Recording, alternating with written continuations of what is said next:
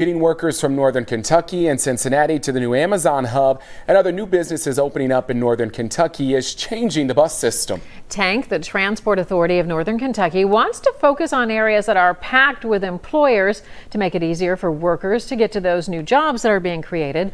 Local 12's Christian Hauser is here with why Tank says it has to change the bus system.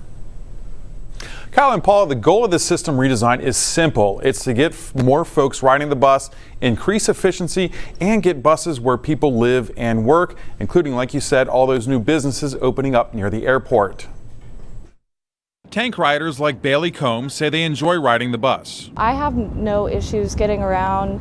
The bus is never late. It runs on weekends. You can't ask for anything more. But over the past 5 years, ridership has dropped nearly 10%. The way people travel and commute and the way people use their public transportation system has changed. Where people live and where people work has also changed. About 20% of Tank's funding comes from riders. About 10% is from the ads you see on buses.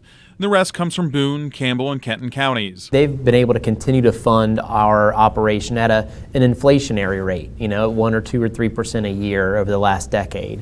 It's this fact that now that we're losing ridership and those costs continue to grow, creates that gap that we need to address. Northern Kentucky only has pockets of dense communities. Aiello says that means no one has great service. We're looking to take those resources and concentrate them in the corridors where there are the most population, the most employment, and provide a really high quality of transit service for those folks, which will help us stabilize and grow ridership. That concentrated service means more buses in those corridors. Neighborhoods would still have service, but not as often. DOROTHY RIEHEMANN says she's got a stop right by her house. She says she hopes she doesn't lose it, but she won't mind walking a bit if it makes the system more viable. I am 88 and I don't know how long I'll be able to do that. However, I like the way it is. I'm used to it, but I'm a survivor. I deal with what I got to deal with, and I hope it is efficient.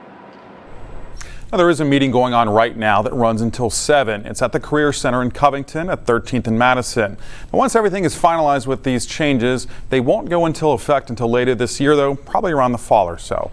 Paula, back to you. Thank you, Christian. And there will be more meetings, including one at each fiscal courts in Boone, Campbell, and Kenton County.